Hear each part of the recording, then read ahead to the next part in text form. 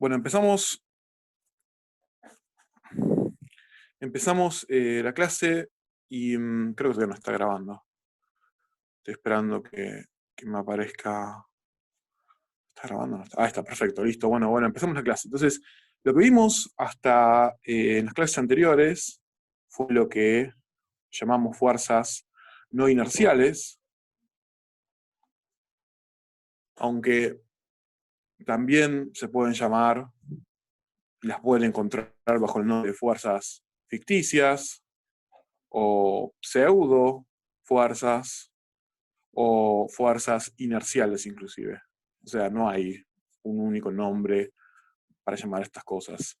Em, y, y la característica de estas fuerzas es que aparecen precisamente porque yo estoy en un sistema de referencia que es no inercial, es decir, si yo estoy en un sistema de referencia O', que es no inercial, entonces lo que mostramos en la clase anterior que pasa es que la masa por la aceleración en O' se va a poder calcular como la masa por la aceleración en algún sistema de referencia inercial, desde el cual yo estoy parado mirando lo que pasa en O', menos la masa por la aceleración de O' visto desde el sistema de referencia inercial O. Entonces, eh, esto nos dice que, si bien esto que está acá son las fuerzas que ve un observador en un sistema de referencia inercial, que son las fuerzas con las que nosotros veníamos trabajando hasta ahora porque nos parábamos en sistemas de referencia inercial, eso no alcanza para el observador en O' para poder aplicar las leyes de Newton con estas fuerzas y llegar a una conclusión correcta sobre el movimiento, porque está este término de acá, que surge precisamente por la inercia que tienen las masas dentro de un sistema de referencia que no es inercial, es decir, que está acelerado, y eso es algo que denotamos usualmente con F estrellita, y eso es lo que es precisamente una fuerza de referencia, una fuerza no inercial. Y algo que surgió en la clase anterior, que me pareció una gran pregunta que alguien de ustedes hizo, o varios de ustedes hicieron, es, bueno, si el observador que está en O' puede saber si lo que está midiendo es una fuerza de referencia inercial o no, y además, ¿cómo la determina? Entonces, o sea, que esa es una buena pregunta, esa es la pregunta de si sabe el observador en O' que la fuerza de F estrella es no inercial. La respuesta que yo di es, no tiene por qué saberlo. En general, no. En general no tienen por qué saberlo, porque para el observador que está en O', es consistente, por ejemplo, sus mediciones con el hecho de que haya un campo gravitatorio raro en una posición extraña que no es la que esperaríamos nosotros usualmente. Por ejemplo, en el caso del péndulo en un auto, todo parece ser consistente con que hay un campo gravitatorio lateral. Y por supuesto, nosotros somos plenamente conscientes de que no hay un campo gravitatorio lateral en la superficie de la Tierra, pero alguien que nació y se crió y vivió dentro de ese auto sin nunca salir, y tampoco sin nunca mirar afuera, bueno, podría ser una física en la cual todo sea igual a nuestra física, solo que hay un campo gravitatorio en el auto que, por una razón que para nosotros es misteriosa, porque para esa persona no, entonces el campo apunta hacia el costado. ¿Se escucha con eco? ¿Me escucha mal? ¿Me puede escuchar? También escucho bien. Ok, bueno, bien. Entonces, seguimos.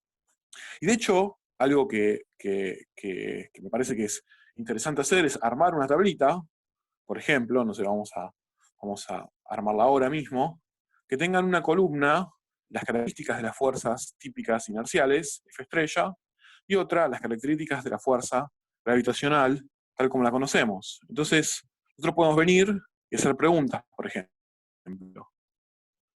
Una pregunta es si la aceleración debido a esa fuerza depende de la masa, depende de m. Esa es una pregunta que nosotros ya nos la hicimos para la gravedad. Esto me quedó medio como corrido, así que voy a hacer así. es algo que esta pregunta es algo que nosotros ya hicimos para la gravedad, y llegamos a la conclusión, apoyada de hecho por datos empíricos, es decir, no es algo que pudimos deducir lógicamente, que es que la gravedad, la aceleración de la gravedad, no depende de la masa del cuerpo. Y esa era una de las características principales de la atracción gravitatoria. Entonces, acá, eso es algo que ya sabemos. Para las fuerzas no inerciales, nos fijamos, y también es el caso, porque fíjense que las fuerzas no inerciales siempre van a aparecer multiplicadas por la masa. Siempre van a ser la aceleración relativa entre un sistema de referencia no inercial, o prima, y un sistema de referencia inercial, o multiplicadas por la masa del cuerpo. Entonces, cuando yo divido por la masa para calcular la contribución de esas fuerzas no inerciales a la aceleración, entonces eso me queda que no depende de la masa. O sea que para todas las fuerzas no inerciales, al igual que la gravedad, también es verdad que no depende de la aceleración de la masa. Puedo hacer preguntas también sobre estos dos tipos de fuerzas. Por ejemplo, puedo preguntar si actúa sobre todos los cuerpos. Esa no es una mala pregunta, porque cuando ustedes vean otras fuerzas, no sé, por ejemplo, fuerzas nucleares o fuerzas electromagnéticas, van a entender que esas fuerzas no actúan universalmente de la misma forma en todos los cuerpos. Por ejemplo, hay algo que se llama carga eléctrica que determina el signo de la fuerza, si es repulsiva, si es atractiva, pero en el caso de la gravedad, lo que sabemos de la gravedad es que sí, que la gravedad actúa sobre todos los cuerpos. Es la más democrática de todas las fuerzas, por así decirlo. Actúa absolutamente sobre todo lo que existe. Y las fuerzas no inerciales, para una persona que está en un sistema de referencia no inercial, también actúan sobre todos los cuerpos. Es decir, siempre, no importa qué cuerpo, a la ecuación, a la parte de la ecuación que para la masa por la aceleración en el sistema de referencia, la parte de la ecuación, que son las fuerzas usuales, que acá puede haber cualquier cosa, le tienen que agregar este sistema de referencia. ¿Se entiende? Entonces, también en F estrella, para un observador no inercial, las fuerzas no inerciales actúan para todos los cuerpos en el sistema de referencia. Bueno, Perdón, una pregunta ahí. puntos más, porque ¿Me pareciera, escuchan? pareciera ocurrir que... Esto está andando medio mal. Ok. Pareciera ocurrir que hay bastantes similitudes entre cómo nosotros percibimos la fuerza gravitatoria y cómo la percibe alguien en un sistema de referencia, inercial. Por ejemplo, podemos preguntar si actúa siempre o si se puede apantallar, si es posible poner algo en el camino de los cuerpos que ejercen la fuerza para frenar esa tracción. No tengo frenado el audio. Están dando mal de Hola, vuelta. No hola. sé qué pasa. Tengo el ancho de banda mal. Está costando un montón. Eh, mm, la verdad que no sé qué está pasando. Veníamos bien.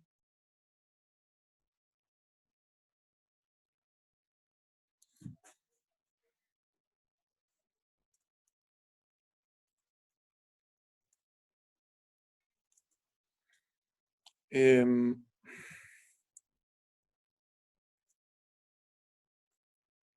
a ver, puedo probar salir y volver a entrar. No se me escucha porque no estoy hablando.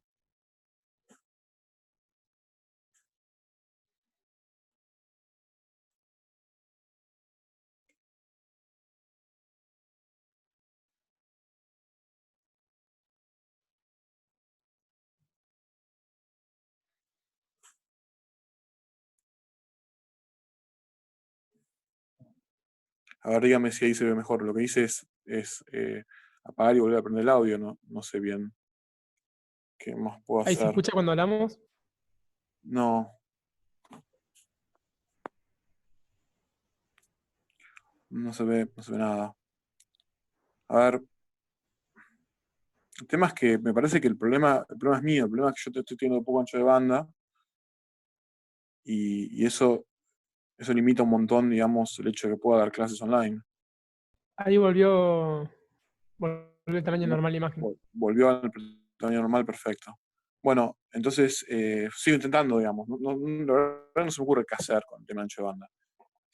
Lo que puedo hacer eventualmente, si sigo con este problema, es, y la verdad que no me gustaría tener que hacerlo, pero es grabar las clases y después subirlas y ahí se van a ver bien, porque bueno, no va a haber un problema nunca de ancho de banda asociado. Otro problema es que yo mismo tengo que grabarlas desde la computadora, porque Zoom para celular no permite grabar en el celular mismo las charlas, los videos. Entonces, ahí automáticamente, entonces en el video que yo grabo, se ve, digamos, peor la resolución. Bueno, ahí creo que mejoró bastante, de hecho, por lo que yo estoy viendo en mi computadora. Así que, excelente. Bueno, entonces lo que venía diciendo es, tenemos ciertas características que tiene la gravedad, que la aceleración no depende de la masa, que actúa sobre todos los cuerpos, a diferencia de otros tipos de fuerzas, que actúa siempre, que no se puede apantallar, y Una duda, Enzo, sobre la segunda fuerza. ¿cómo? Una duda sobre la segunda pregunta. Sí, Digo, cuando hablamos de la sí. gravedad nos referimos a la gravedad como aceleración contra un cierto plano del sistema de referencia, ¿no? Sí, o sea, cuando hablamos Porque, sobre gravedad, estamos hablando sobre la fuerza de gravedad de Newton, la fuerza de gravedad que decae como 1/4 de la distancia, la fuerza de claro, gravedad pero por que medimos ejemplo, en ondas. en la gravedad real, si vos tenés dos cuerpos, se atraen entre sí, pero Ujú. en la ficticia, la fuerza ficticia esta, no se van a atraer entre sí, se van a atraer hacia el piso que se mueve con ellos o lo que sea. No, bueno, justamente ese es un punto al que estoy por llegar al final. Lo que estoy Ok, diciendo es, ok. está bien, si yo dejo afuera de mi sistema de referencia al cuerpo que ejerce la atracción, eso vale. Es decir, si yo considero a mi caja o a nosotros en una habitación bajo el campo vibratorio terrestre, en ese caso, ahí sí, por supuesto, ahí entonces la fuerza actúa sobre todos los cuerpos y no parece haber ninguna inhomogeneidad en el espacio, en el sentido como actúa en el espacio.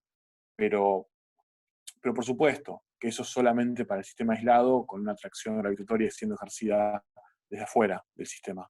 Eh, bueno, entonces sí, o sea, sí, actúa siempre, no se puede apantallar. Entonces la característica que define justamente, o sea, que parece ser distinta entre la fuerza gravitatoria y las fuerzas inerciales, es, bueno, justamente que las fuerzas gravitatorias son fuerzas que aparecen entre cuerpos y que además tienen una dependencia espacial, es decir, que actúan como uno sobre la distancia al cuadrado entre los cuerpos. Y eso es algo que cumple la fuerza gravitatoria, pero que no cumplen las fuerzas inerciales en general. Nosotros vimos, por ejemplo, el ejemplo de que si una persona está en un ascensor subiendo con una velocidad constante, entonces la fuerza, entre comillas, gravitatoria, análogo a la fuerza gravitatoria, que le hace sentir la aceleración hacia arriba, es uniforme en la caja, mientras que en realidad en un campo gravitatorio real esa fuerza va a depender de la posición en la caja, porque justamente una atracción gravitatoria real depende del espacio, no es homogénea, es algo local. Entonces, eh, esto lo menciono porque para mí es central para entender esta pregunta. ¿Sabe o prima que F estrella es un sistema no inercial? Bueno, a priori podría utilizar este criterio para averiguarlo. Lo que pasa es que, en realidad, este criterio vale para cierta configuración, cierta geometría del espacio, en la cual es lo que sería una especie de geometría, es lo que sería lo que se llama una geometría plana, una geometría euclidia, una geometría en la que nosotros básicamente vivimos, una geometría en la cual yo no puedo tener como en un ascensor, digamos, la parte de arriba acelerando con una aceleración distinta que la de abajo sin que el ascensor se rompa, pero en movimientos en trayectorias que son curvas, como por ejemplo un movimiento circular, las aceleraciones ahora sí pueden depender del espacio sin que las cosas se desarmen.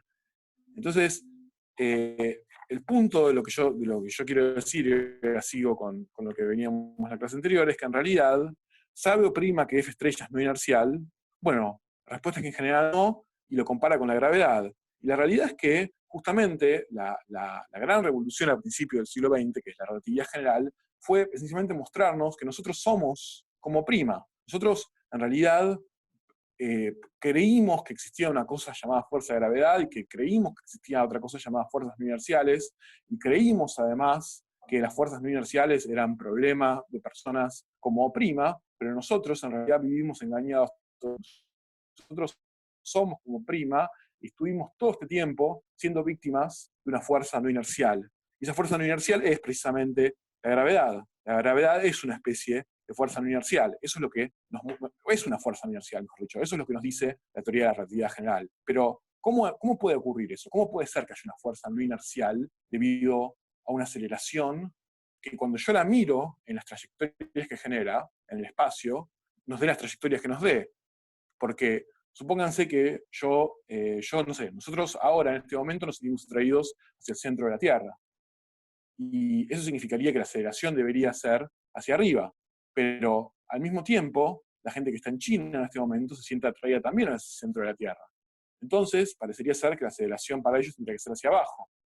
Y no parece haber una única aceleración consistente, homogénea, que cuando yo la pongo, la superpongo en el espacio, todo me queda igual que en un campo gravitatorio, en el sentido de que la fuerza no inercial generada por esa aceleración me resulta en un campo gravitatorio. Pero eso justamente, sí, lo que yo decía es que, bueno, que nosotros, digamos, podemos intentar entonces hacer el esfuerzo de pensar, ya que la gravedad comparte tantas cosas con unas fuerzas inerciales, podríamos intentar pensar la gravedad misma con una fuerza inercial. Podríamos pensar que en realidad no existe tal cosa como la gravedad y que toda la fuerza de gravedad que todo el mundo, por ejemplo, siente en el planeta, en realidad es debido a una fuerza no inercial. Pero el problema con eso es que no parecen ser consistentes en distintos puntos del espacio las fuerzas, las aceleraciones que yo necesito para generar esas fuerzas no inerciales. Es decir, yo ahora en Buenos Aires estoy sintiendo una fuerza G hacia el centro de la Tierra. Y eso podría parecer compatible entonces con que haya algún tipo de aceleración, no entendemos bien todavía cómo, hacia arriba, que apunta, digamos, alejándose del centro de la Tierra con aceleración G. Pero el problema es que para alguien que está en China, la situación es la opuesta. La aceleración debería apuntar ahora en el sentido exactamente opuesto en el que yo estoy para generar un campo, una atracción gravitatoria hacia el centro de la Tierra. Es decir, que el punto es que si nosotros pensamos en un campo gravitatorio como causado por una aceleración, entonces es extraño, no sabríamos cómo asignar de forma consistente las aceleraciones en distintos puntos del espacio para que esas fuerzas inerciales resulten en la atracción gravitatoria. Pero eso, esencialmente, eso es el gran genio, si se quiere, de la relatividad general, es mostrar que eso solamente pasa porque estamos convencidos de estar viviendo un espacio de 3 dimensiones, y en realidad estamos en un espacio de 4 dimensiones. Es decir, esto puede ocurrir solamente si la aceleración ocurre en 4 dimensiones. Y Feynman, en su libro, si ustedes leyeron la parte de sistemas inerciales, tiene un ejemplo muy bonito, que es una cosa así. Piensen que ustedes esta es la Tierra, y nosotros, en general, digamos, por eso existen los terraplanistas, cada vez que estamos parados acá, en algún punto de la Tierra, localmente, es decir, cerca nuestro, pareciera que estamos en un plano, siempre parece plana, ¿está bien? Ahora, ¿se cortó? Acá, perfecto, listo. Cerca donde estamos parados, la Tierra siempre parece plana.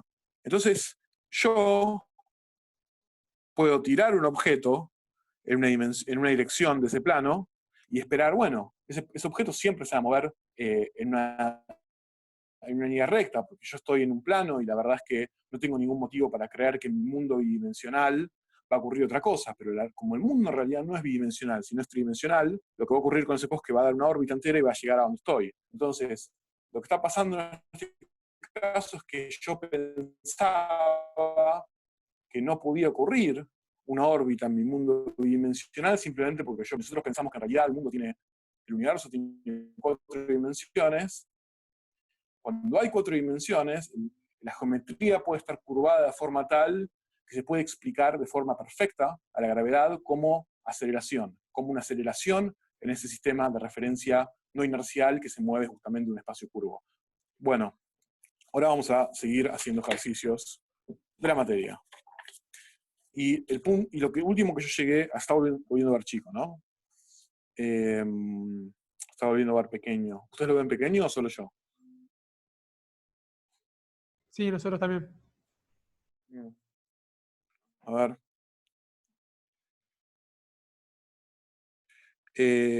Sí, pruebo volver a salir y entrar. No sé, eso funcionó la última vez.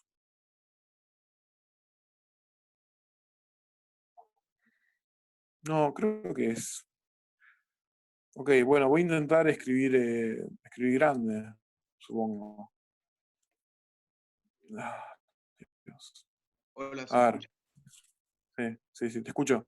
Bueno, entonces decía que lo que nosotros vimos la última clase es el caso particular de los sistemas que son rotantes. Un sistema que es rotante, básicamente, lo podemos pensar de la siguiente forma. Yo tengo un plano, acá,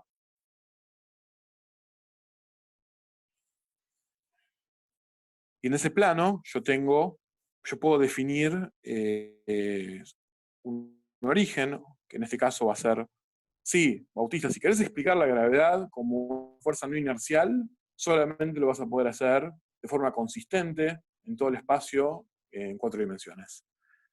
Bueno, entonces, supónganse que yo tengo un sistema de referencia O en ese plano y yo tengo un movimiento circular por algún motivo, por ejemplo, de una partícula o de, no sé, de un planeta, lo que fuese, que yo sé que ese movimiento va a ser un movimiento circular uniforme con un vector de velocidad angular que yo entonces puedo escribir como perpendicular al plano y con una intensidad constante. ¿Se sigue entrecortando mucho?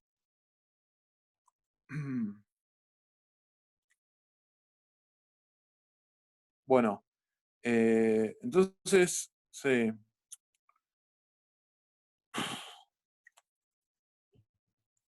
Qué bronca. Eh, a ver, ¿qué puedo hacer con esto? O sea, no estoy. No, hay omega z versor. O sea, omega apunta en z versor, que es el versor que es normal en la superficie. Lo que pasa es que me cuesta dar clases si no tengo la sensación de que ustedes me están entendiendo, ¿no? Porque me siento como medio que estoy, no hablando solo, pero hablando en una habitación con un, no sé, como una especie de taladro neumático al lado que no les deja escuchar. Igual te escuchamos y te entendemos. Ok. Bueno, lo que voy a hacer es voy a dar la clase, ahí volvió. Eh, a ver, si no doy la clase 2 veces, la doy ahora y después la doy de vuelta por YouTube. Vemos cómo hacemos. Bueno, lo que decía entonces, estoy en un sistema de referencia O y tengo algo, no sé, puede ser por ejemplo una masa, un planeta, lo que fuese, que está moviendo con una velocidad angular constante, es decir, en un movimiento circular uniforme. Entonces lo que nosotros hicimos hasta ahora para resolver eso es poner versores, es decir, definir algo que llamamos R versor, que apunta siempre en la dirección, digamos, de radial, y otro versor ortogonal, que lo llamamos θ versor. Y la gracia entonces es que nosotros hacíamos que estos versores ahora roten con el sistema de referencia, de forma tal que, por ejemplo, R versor siempre apunte hacia donde estaba la masa que yo quiero describir. Y esto era el sistema de coordenadas en polares. Y acá la dificultad del sistema de coordenadas en polares, que es algo en lo que gastamos un poco de tiempo en la clase de polares, es que como estas cosas dependen del sistema de referencia, digamos, no dependen, perdón, dependen del tiempo, como estas cosas dependen del tiempo, R versor y θ versor, entonces cuando yo calculo la aceleración, tengo que tener en cuenta cómo los versores mismos se están moviendo, y llegamos entonces a que la aceleración en el versor R se puede calcular como R dos puntos menos R θ punto al cuadrado, y que la aceleración en el versor θ se puede calcular como tita 2 puntos más 2R puntos tita punto. Acá atrás no estoy diciendo nada nuevo. Estoy diciendo que cuando teníamos entonces el problema de algo que rotaba alrededor de un eje, con una velocidad angular, por ejemplo, así, constante, lo que hacíamos era, introducíamos esa dependencia del tiempo en los versores, en nuestro sistema de coordenadas, pagábamos el precio de que la aceleración se complicaba un poco, justamente porque teníamos que derivar nuestros versores, pero si éramos ordenados y si escribíamos bien cuánto valían las fuerzas en tita versor y cuánto valían las fuerzas en R versor, y si éramos ordenados con las fuerzas de vínculo, podíamos llegar a ecuaciones de movimiento y resolver el sistema. Ahora, hay otra forma. La clase anterior yo di el esquema de otra forma de atacar un problema así. Y otra forma es la siguiente, yo estoy de Perdón, vuelta. Enzo, Sí, ¿la aceleración en tita no es R tita 2 puntos arriba? sí. Gracias. La puse de memoria y no me acordaba bien. Bueno, esto es lo que vimos entonces en polares. Bueno, entonces, otra forma de ver este problema es, bueno, yo tengo a mi cuerpo, a la masa que quiero describir rotando con una velocidad angular omega, pero yo ahora lo que voy a hacer es, voy a tomar versores R' de t y tita' de t, que van a ser constantes en el tiempo, para un observador O' que va a ser no inercial. Es decir, el observador O' va a tener siempre al versor R' apuntando en la dirección de la masa, pero además ese observador va a rotar todo su sistema de referencia de forma tal que en realidad estas cosas ya no van a depender del tiempo para O'. Para O', R' y tita' van a ser como X e Y versor, van a ser constantes en el tiempo. No van a depender del tiempo, porque de nuevo, O' está justamente rotando con esos versores. Entonces, no hay una dependencia del tiempo en los versores para O'. Pero eso parecería entonces hacer que, por supuesto, que el problema es más fácil, porque en realidad toda la problemática que nosotros habíamos encontrado, que consistía en derivar los versores que dependían del tiempo, qué sé yo, O' no la va a tener. Pero por supuesto, esa complejidad va a aparecer desde otro ángulo, porque esa complejidad va a aparecer porque O' es, por supuesto, un sistema de referencia no inercial, porque rota. Entonces, al rotar, intrínsecamente, tiene que estar acelerado. No puede haber una rotación sin aceleración. Una aceleración es el cambio de la velocidad en el tiempo, y para tener una rotación, la velocidad tiene que cambiar, si no en módulo, en dirección. Entonces, para O', las cosas se ven de esta manera, y lo que hicimos en la clase anterior, sí, el Z' es el mismo. Está bien lo que me aclaran. Yo puse Z', pero en realidad Z' para el sistema de referencia O' y para O es el mismo, es un versor que apunta normal, y no lo estamos cambiando. ¿No? Está bien la observación.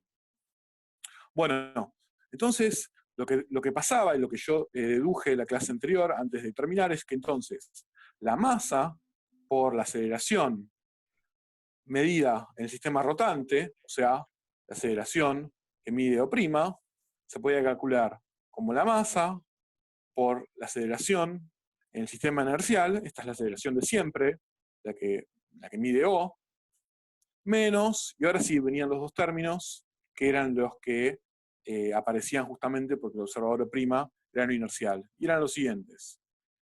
Por un lado teníamos esto, y por otro lado tenemos, lo voy a poner abajo porque no me quiero quedar sin espacio.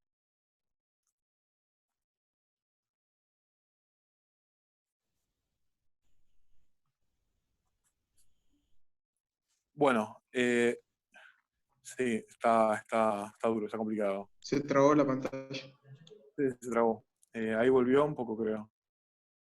Ok. Bueno. Si yo me doy cuenta que se traba porque estoy viéndolo en mi propia computadora donde lo grabo, y me doy cuenta que de golpe hay momentos en los cuales la conectividad se cae.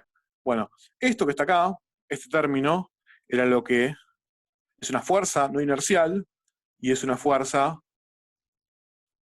que se llama fuerza Coriolis, y esta que está acá es algo que se llama, o recibe el nombre, de fuerza centrífuga.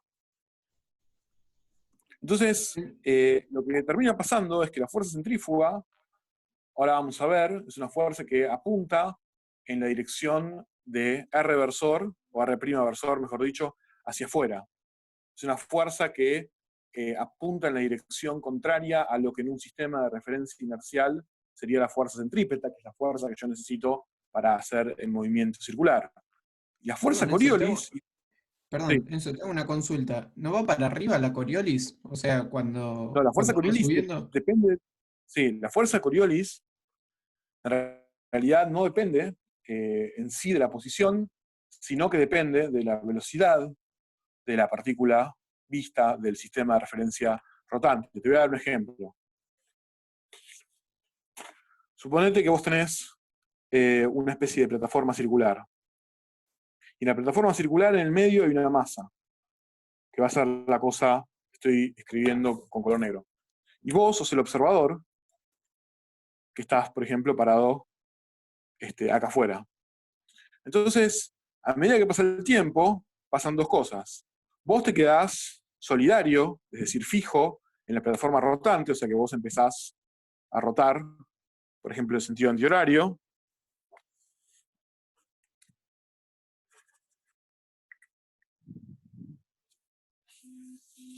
Hasta que, por ejemplo, llegás a este punto final que está acá, ¿ok?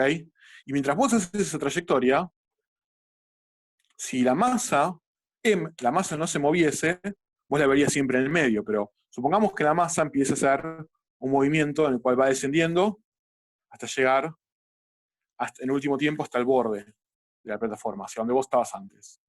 Entonces, dependiendo de dónde se mire, el movimiento hace dos trayectorias aparentes distintas, la masa m. De un sistema inercial, o lo que se ve que se mueve es el observador, el punto azulcito. La masa hace esta trayectoria que es rectilínea, es decir, la típica trayectoria que hace una masa en la cual no actúan fuerzas. Ahora, desde el sistema de referencia O', lo que ve O' es que la masa hace una cosa así.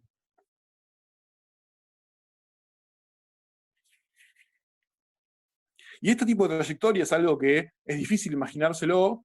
Digo, a ver, alcanza con, por ejemplo, entrar al artículo de Wikipedia, que después yo les voy a dejar varios links, no a Wikipedia, también a otros lugares, para ver justamente esta animación desde los dos sistemas de referencia.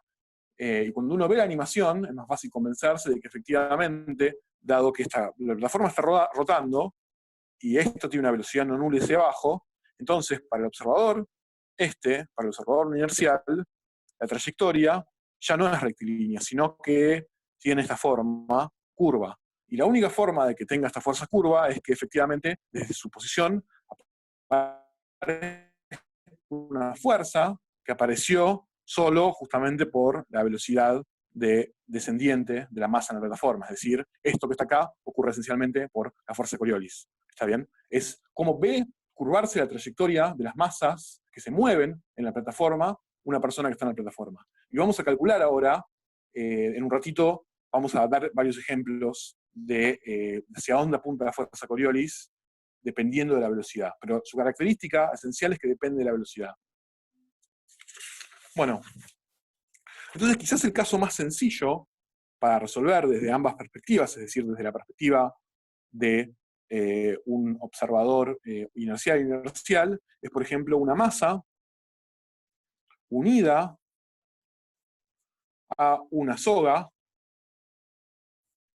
en un movimiento circular uniforme apoyada sobre una mesa, por ejemplo. O sea, de forma tal que podemos no preocuparnos por la gravedad. Entonces, para un observador inercial, un observador como los que venimos siendo nosotros hasta este punto de la materia, entonces la situación es una cosa así.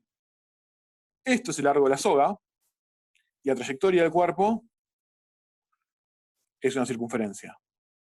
Y la pregunta, por ejemplo, que nosotros nos hacemos es cuál es la tensión en la soga.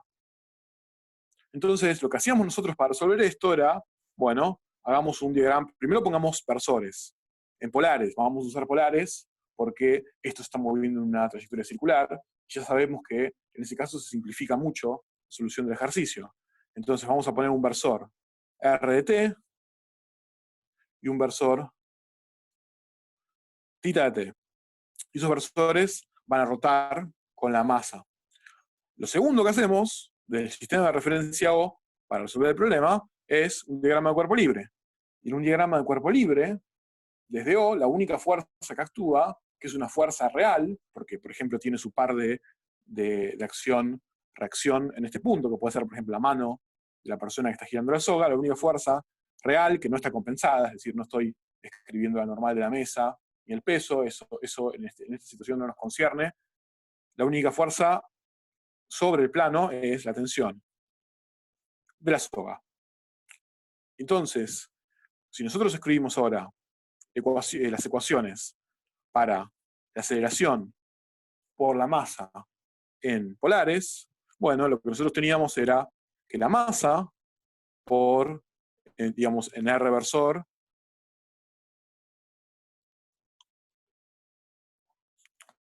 esta es la aceleración en R versor, en polares, esto es igual a menos t, porque t apunta en menos R versor en polares, se mete para adentro. Y en θ versor, lo que nos quedaba era R θ 2 puntos, más 2 R θ punto, igual a 0. Como en este movimiento no hay aceleración angular, es decir, θ 2 puntos es 0, y tampoco hay aceleración radial, porque es un círculo de radio constante L, acá hay muchos términos que se van. De hecho, en esta ecuación se va todo, y en esta ecuación se va este término, y R es constantemente el largo de la soga.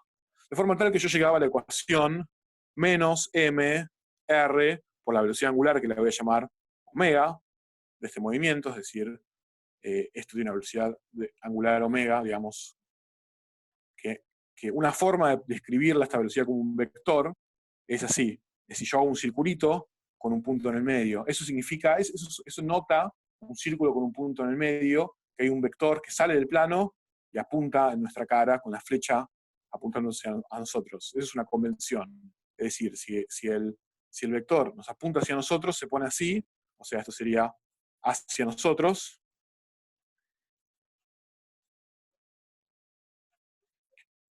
y si se pone una cruz se aleja de nosotros.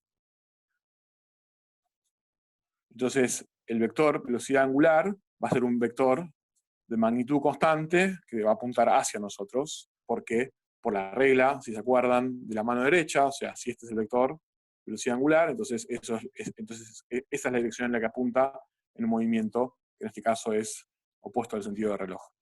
Bueno, entonces, yo tengo esta ecuación igualado a menos la tensión, y llego a la conclusión entonces de que el módulo de la tensión de la soga tiene que ser exactamente esto, que es algo que nosotros ya habíamos hecho 1.000.000.000 de veces en la materia. ¿Ok?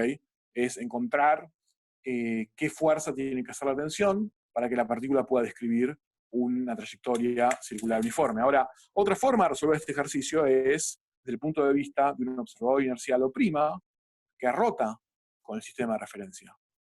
Desde O', fíjense que la situación es distinta. Yo tengo acá mi circunferencia, pero O' en realidad no ve a la partícula recorrer una circunferencia. O' ve desde su sistema de referencia a la partícula constantemente quieta. No la ve moverse.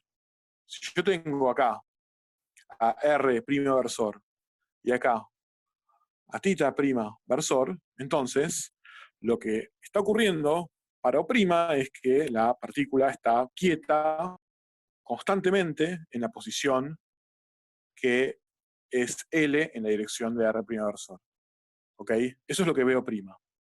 Entonces, O' tiene que hacer un diagrama de cuerpo libre para poder seguir escribiendo para tratar de explicar lo que ve de su sistema de referencia. Y O', entonces, cuando hace su diagrama de cuerpo libre, por supuesto, encuentra de que hay una tensión T que hace una soga. Y esa tensión la tiene que encontrar sí o sí. Esa tensión es una fuerza real, en el sentido de que es una fuerza que también vio el observador, o es una fuerza que no puede desaparecer en O'. Pero si solo estuviese esa fuerza, nunca podría pasar Los versores no importa dónde se ponen. O sea, a ver, los versores típicamente se ponen de origen de coordenadas. Entonces, si el origen de coordenadas va a estar en el centro del disco, entonces yo los pongo en el centro del disco. Me parece confuso ponerlos, digamos, sobre la partícula.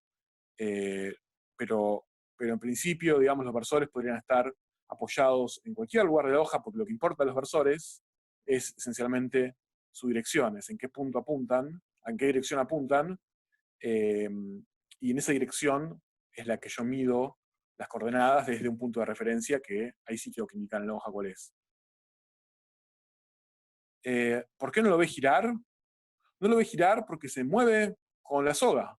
Imagínate que vos estás en una calecita y te paras en el centro de la calecita. Y ahora mirás las figuras de la calecita, los caballos, no sé, los bichos que ponen la calecita. ¿Vos ves girar al caballo que tenés delante tuyo en el borde de la calecita? No, vos no lo ves girar. Vos lo ves en la misma posición siempre. Y esto es lo mismo. Si vos estás girando con la soga, a la masa la vas a ver siempre delante tuyo. Un observador que esté afuera del sistema no inercial, es decir, por ejemplo, parado en la Tierra, viendo la calecita girar o viendo la soga girar, ahí sí va a ver cómo se traza una trayectoria circular. ¿Se entiende? En un MSU el observador oprima siempre se mantiene quieto. Sí, o sea, a ver, puede haber, es una gran pregunta la que vos estás haciendo, porque nosotros estamos trabajando con sistemas no inerciales rotantes. Y nuestros sistemas inerciales rotantes tienen dos características. Unas que rotan con una velocidad angular omega constante, y otra característica importante es que no están sujetos a aceleraciones lineales. O sea, vos podés tener la combinación de ambos factores. Vos podés tener algo que rota y además está acelerado. Y eso, por ejemplo, es la Tierra misma. La Tierra misma rota sobre su eje, y eso la vuelve, como vamos a ver ahora en un rato, un sistema de referencia rotante no inercial, pero al mismo tiempo está acelerada en el espacio, porque justamente además tiene una órbita alrededor del Sol.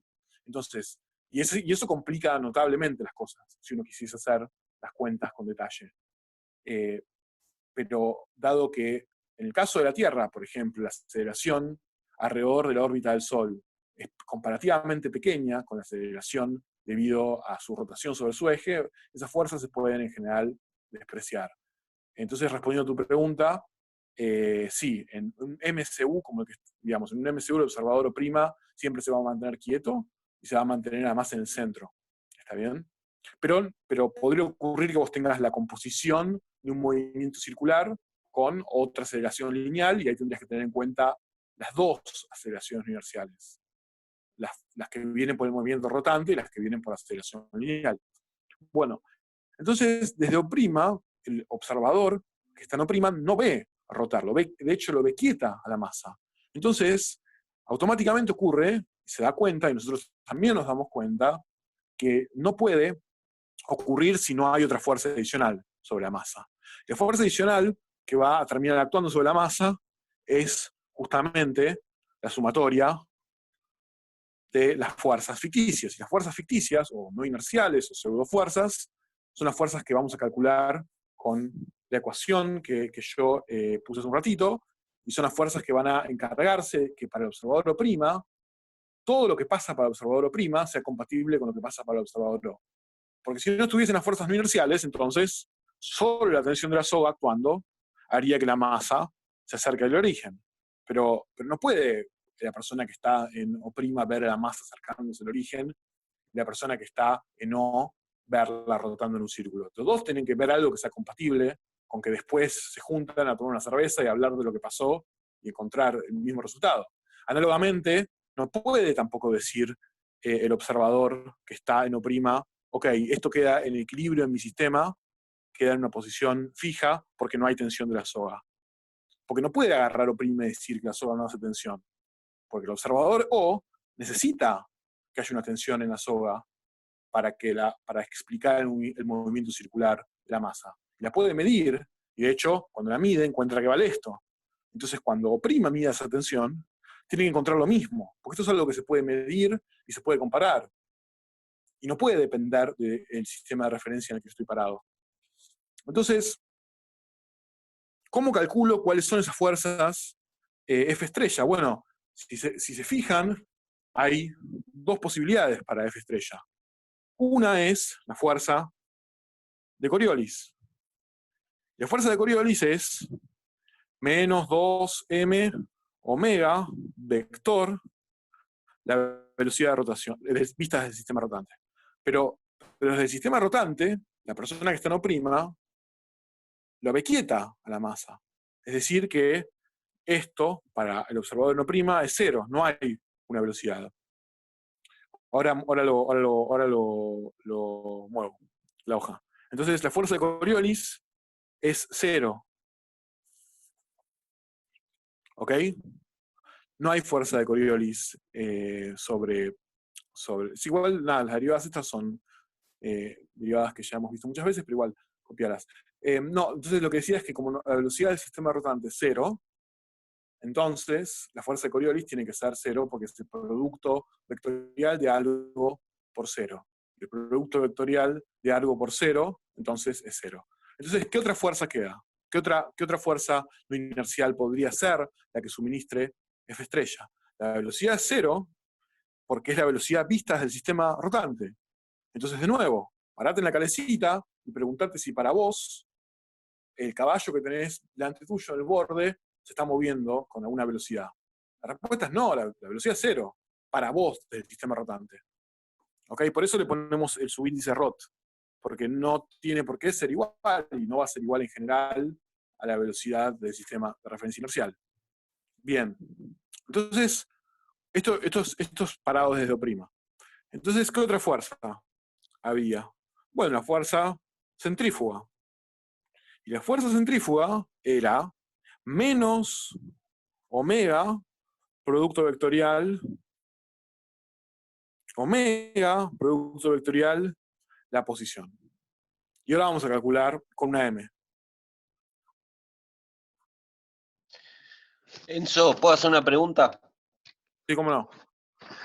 Si yo me paro en el centro de la calecita y acompaño todo el movimiento y soy el observador de mi sistema O' y veo, por ejemplo, algo moverse, veo una masa moverse hacia afuera y veo otra masa moverse hacia el costado. La que se mueve hacia afuera se mueve por las fuerzas centrífugas y la que se mueve solo al costado es por la de Coriolis. A ver, si vos tenés una masa de tu sistema de referencia que se mueve hacia acelerada, o sea, no con velocidad constante, ¿no? Me está diciendo, sino que vos la ves acelerarse hacia allá, entonces, en ese caso, sí, en ese caso, la fuerza va a ser la fuerza Centrífuga. centrífuga para vos, O'. Pero lo que vas a ver no es solamente que se mueva acelerada hacia allá. Porque ahora, de hecho, ahora vamos a hacer ese ejercicio a continuación. Pero digamos, si la masa no está agarrada a nada y no tiene ninguna otra fuerza, vos lo que vas a ver en realidad va a ser algo así. O sea, vos lo vas a ver curvarse, porque a medida que gane velocidad va a haber una componente lateral que va a ser la fuerza de Coriolis, y eso va a tender a curvar la trayectoria. Si vos la ves moverse en una línea recta perfecta alejándose de vos, como vamos a ver ahora en el próximo ejercicio, entonces sí, está bien. La fuerza centrífuga para O' está acelerándola hacia afuera, pero además tiene que haber alguna otra fuerza lateral en tita versor que compense la de Coriolis, porque la de Coriolis va a empezar a aparecer nomás la velocidad sea no nula. Bien. Gracias. Entonces, ¿cómo calculamos esto? O sea, tenemos que calcular estos productos vectoriales. Entonces, para calcular esos productos vectoriales, primero lo vamos a hacer a mano, y después voy a mostrar una forma para que en general no nos confundamos haciendo esta cuenta. La primera forma es, bueno, nosotros tenemos que calcular, la primera cosa que tenemos que calcular es omega, el producto vectorial, la posición. ¿Está bien? Donde esto es visto desde el sistema rotante. ¿Ok? Entonces, ¿cómo es la posición vista del sistema rotante? Bueno, R es L en el reversor. O sea, lo único que tiene que hacer la persona en O' para ubicar la masa es caminar la longitud de la soga en la dirección de R' versor. Me estoy poniendo las R', en la dirección de su versor quieto. ¿Ok? Entonces, y omega apunta en la dirección de z versor, que es hacia arriba. O sea, que lo que yo tengo es z versor, y acá tengo el vector R, que va a ser paralelo a R' versor. Y acá hay un ángulo de 90 grados. Entonces, la forma de calcular el producto vectorial entre omega, que está en z versor, y R, que está en R versor, esencialmente es agarrar la mano, por ejemplo, la forma, digamos, la regla de la mano derecha es agarro la mano y entonces la pongo de forma tal que yo la curvo en la dirección del primero de los dos vectores, es decir, mis dedos apuntan hacia afuera, hacia z versor, y mi otro punto, digamos, y los curvo en la dirección en la que apunta el segundo de los vectores en los que yo quiero calcular el producto. Entonces, yo hago así, me pongo en el plano, digamos, con la normal z sexta, ¿está bien? Y hago así y los muevo en la dirección en la que yo necesito moverlos para llegar al segundo vector, y eso, esencialmente, entonces, donde me queda mi pulgar apuntando, que es hacia acá, eso va a ser el producto vectorial de los dos. Sí, es complicado explicarlo por Zoom, porque de alguna forma es como algo que es más fácil de explicar si yo puedo utilizar el espacio tridimensional, pero imagínate que vos querés, este es z-versor, ¿ok? Imagínate que esto es z-versor, y vos tenés a r-versor acá. Entonces vos querés calcular el producto vectorial entre estas dos cosas. Entonces lo que usás es la regla de la mano derecha. Venís con tu mano derecha, la pones así, digamos, perpendicular al primero de los dos vectores, que es R versor, y después la curvás de forma tal que te moves hacia el segundo de los dos versores. Y la dirección en la que te queda el vector resultante es la que te apunta el dedo gordo. ¿Ok? O sea, si yo lo hubiese hecho, por ejemplo, así, estaría mal porque no estoy curvando en los dedos en la dirección en la que apunta el segundo de los vectores, que es R. Vengo, este es Z, estoy acá, perpendicular, este es R, y hago así, los muevo hacia R, entonces la dirección en la que me queda el dedo gordo es la dirección que por la regla de la mano derecha va a apuntar el otro de los vectores, el producto vectorial. Y también, digamos, y justamente lo que pasa es que es un vector que es perpendicular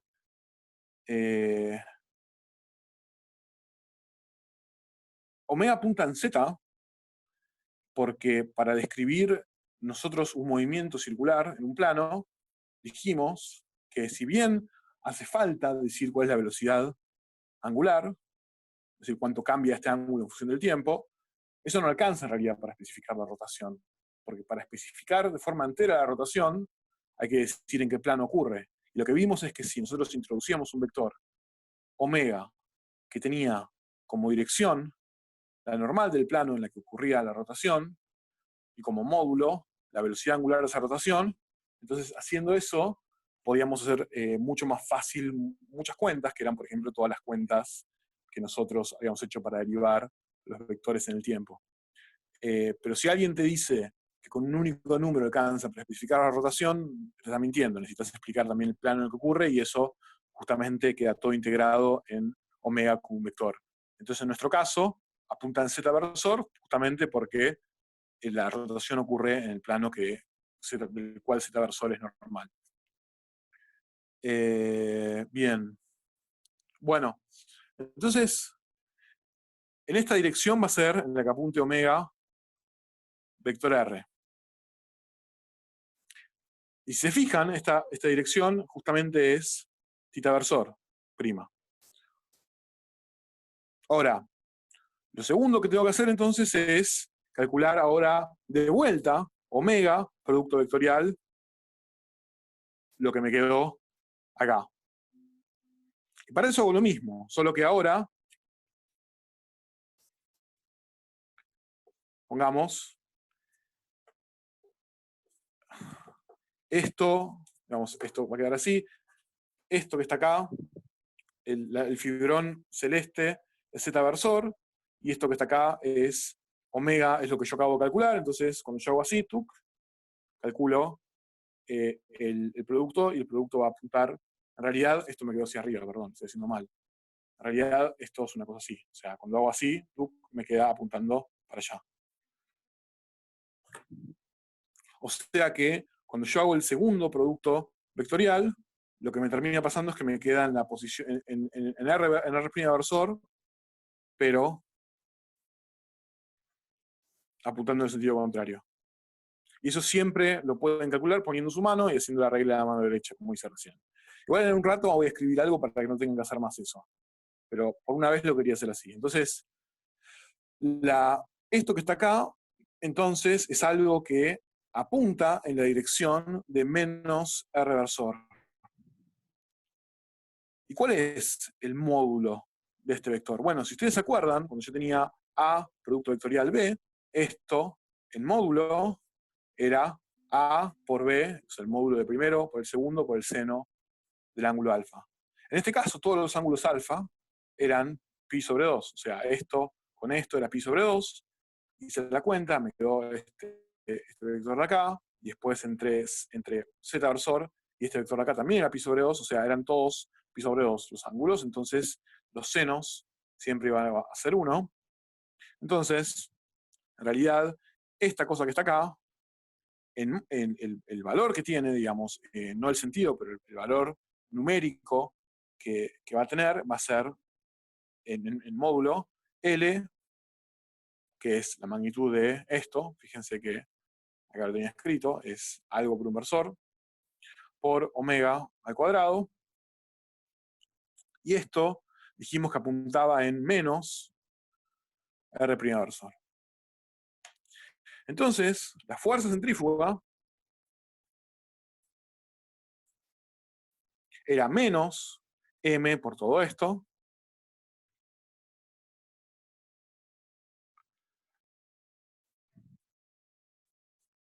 o sea, va a ser M, el menos con este menos se me va a ir y me va a quedar ML por omega cuadrado en R' versor.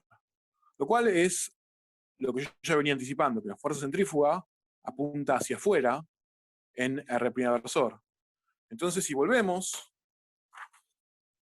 al diagrama de cuerpo libre que nosotros pusimos, entonces está pasando lo que tiene que pasar con la fuerza centrífuga para que se compense la tensión. La tensión apunta en menos R, o sea, si esto lo escribo como un vector, esto es menos un módulo por R' versor, o sea, apunta hacia adentro, y esta cosa que está acá va a ser M omega cuadrado L R punto versor, o sea, apunta en la dirección contraria.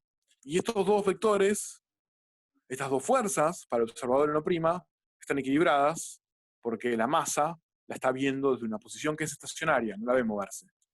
Desde su punto de vista, la masa está quieta. Es decir, que desde su punto de vista, desde el punto de vista de O', la masa por R, o sea, la masa por aceleración que ve O', que lo que dijimos es justamente 0, va a ser igual a hacia afuera, esto es la ecuación en R versor, ¿no? En θ versor no hay fuerzas, ni inerciales ni no inerciales, pero en R' versor, esto va a ser M por L por omega cuadrado, que es la fuerza que vimos que apuntaba en R' versor, la fuerza centrífuga, menos la tensión de la soga. Entonces, como esto es 0, porque desde O' no hay aceleración, llegamos a que la tensión de la soga, que mide el módulo de la tensión de la soga, tiene que ser lo mismo que veo O, ¿sí? ¿La T no le falta, o sea, tensión no le falta multiplicarla por M también? ¿Por qué, perdón? A la tensión, ¿no habría que multiplicarla por M también? Porque decimos. No, la tensión es la tensión. La tensión no aparece multiplicada por M. Ok. No, pero digo, a ver, nosotros las fuerzas de vínculo nunca las multiplicamos por M, No, no, ¿no? no. Pero como en este caso estamos diciendo que M por a la aceleración en el sistema rotacional es igual a M por la aceleración en el sistema inercial, como T viene Sí. del sistema inercial, me imaginé que era M por T. No, claro, lo que nosotros No, claro, dijimos era. MA es T, es verdad, listo. Claro, exactamente. O sea, lo que nosotros dijimos Claro, era. perfecto. ¿Dónde está? O sea, esto, digamos, que está acá, Sí, ya ya lo era habíamos T del hablado. sistema inercial. y no aparece por bien. Entonces, Gracias. llegamos al mismo resultado. Obviamente llegamos a que la tensión de la soga tiene lo que tiene que valer. Vamos a hacer otro ejemplo, ¿No pero... tiene que Sí, ser perdón. M por R por tita punto cuadrado? Tita punto... ok, a ver. Vamos a tener cuidado con esto. Depende quién sea tita. O sea, depende si estamos hablando de tita punto o tita prima punto. Tita punto es para el observador que está en O, esto vale constantemente omega. ¿Ok? Y en la ecuación que yo resolví, ¿dónde estaba? Acá, desde el sistema O, efectivamente, cuando yo tuve que reemplazar cuánto valía tita punto, yo puse omega. ¿Ok? Y acá me quedó, cuando reemplacé tita punto por omega, cuando lo resolví desde O. Pero O, tita, o de prima, la velocidad tita prima, punto, es decir, la velocidad en tita versor prima, que es el tita versor de O prima, esta acá es 0, porque justamente no ve ningún tipo de velocidad para el costado, ¿ok? Entonces, si vos me preguntás Claro. si omega es tita punto, la respuesta es sí, y aparece justamente para O prima, porque ahora sus vectores, todos sus versores él está rotando con esos versores con esa velocidad angular. Pero para O prima, en realidad, en su tita, esa prima, esa derivada es 0. ¿Se entiende? Sí, igual, o sea, yo me refería a R dos puntos, M por R dos puntos, ¿no? ¿No de tener M por tita punto cuadrado por R? Ah, acá esto, si acá hace falta algo Claro. más de aceleración. No, bueno, esa es una gran pregunta. Desde O prima, es una gran pregunta. Bien, me alegra que lo hayas hecho. Desde O prima, las aceleraciones en R versor y en tita versor se escriben así. Desde O, perdón. Se escriben así. ¿Ok? Y si se fijan, esta no es la forma en la que nosotros veníamos escribiendo aceleraciones antes de trabajar en polares. Nosotros escribíamos aceleraciones como mx2 punto y m y2 punto, ¿no? Y no nos preocupábamos por entender más que, digamos que nosotros derivábamos 2 veces la posición en x y 2 veces la posición en y, y eso ya estaba. Pero todo cambió cuando empezamos en polares, porque en polares los versores dependen del tiempo, entonces se complicó un poco más cómo calcular la aceleración en polares. Pero cuando volvemos a O', y esa es la gracia justamente de trabajar en un sistema de referencia que es no inercial, yo ya no tengo versores que dependen del tiempo. Entonces, las ecuaciones de movimiento son la masa por la coordenada prima derivada 2 veces y la masa por la coordenada derivada 2 veces, y acá la sumatoria de las fuerzas en cada dirección. Dicho de otra forma, esto es como si fuese una X y esto es como si fuese una Y, esencialmente. Son versores estáticos, entonces sus derivadas no son más complicadas que simplemente esto. ¿Se entiende? La complicación aparece cuando yo estoy desde O y tengo que derivar ahora las coordenadas en versores que van rotando. Pero como desde O', los versores no rotan, entonces las coordenadas son simplemente la derivada digamos, de R y de tita y ya está. Y no hay que agregar nada más. Y esa es la gracia, en gran medida, de trabajar en sistemas inerciales. Por supuesto, está este pequeño detalle. Todas estas otras fuerzas posibles que pueden aparecer, que aparecen de hecho, que terminan compensando exactamente esa parte de la derivada que yo no puse porque los versores no dependen del tiempo. ¿Se entiende por qué? Esto es importante. ¿Se entiende por qué desde O' yo no necesito escribir la aceleración en polares como la escribo desde O, y puedo escribir simplemente la derivada de R de R' y de tita prima? Porque estas cosas, o sea, las sigo llamando R y tita esencialmente porque sería confuso llamarlas X e Y, pero les podría cambiar el nombre y podría ahora llamarlas X' y prima, pero como son esencialmente la versión quieta de R versor y de tita versor, les dejo el nombre y les agrego una prima. Pero en realidad estos versores no están rotando, están quietos. Bueno, Entonces, vamos a elaborar un ejercicio que es ligeramente más complicado. A ver, ¿dónde lo vamos a hacer? Bien, supónganse que yo ahora tengo una cosa que es como esto. Tengo un movimiento que va a ser circular, es decir, que tengo el vector velocidad angular de nuevo apuntando hacia mí, con una velocidad además que es constante, como en general van a ser los problemas en los cuales hagamos una transformación a un sistema de referencia inercial, no inercial rotante, y yo tengo una varilla. Esto es una varilla sólida, no es una soga. Es, por ejemplo, un pedazo de metal recto de una cierta longitud. Y engarzado en esa varilla tengo una masa m. Y lo que pasa es que entonces esta varilla hace un movimiento circular así. Entonces este es el caso que había preguntado el compañero. O sea, en este caso, si ahora yo soy un observador quieto respecto al sistema rotante, es decir, yo me muevo con los ejes, yo solamente puedo ver a la masa acercarse o alejarse de mí. Porque está engarzada justamente en la varilla limita su movimiento en los costados. Entonces, vamos a entender cómo es el movimiento de la varilla, pero desde O', es decir, vamos a pararnos en O', y vamos a intentar entender cómo es la ecuación que describe el movimiento de la masa y además resolverla. Entonces, nosotros pensemos primero, de vuelta, cómo ve, cómo entiende una persona que está en O', el movimiento y las aceleraciones y las velocidades de la masa m y también las fuerzas. O sea, la persona que está acá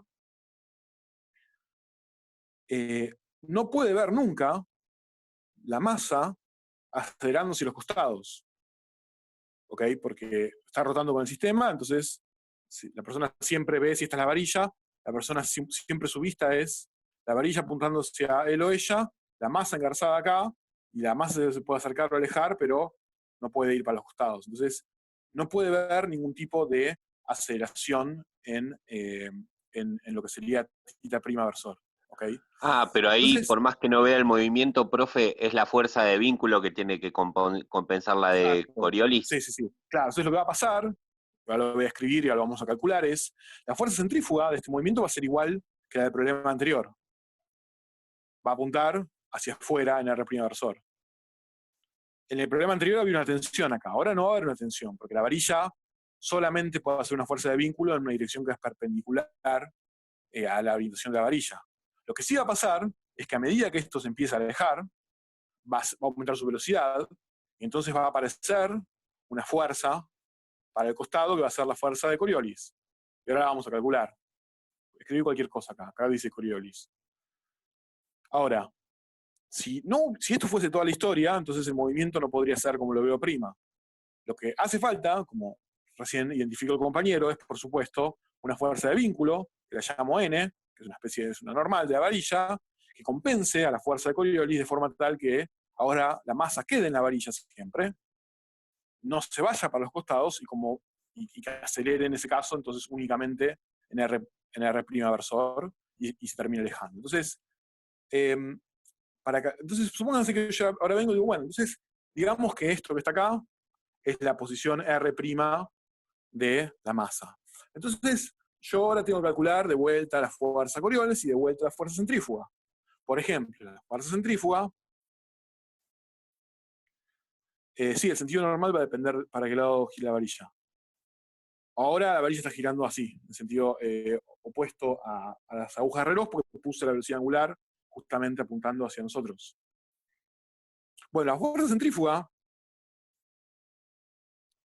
dijimos, como siempre, que es menos m omega vector, donde R versor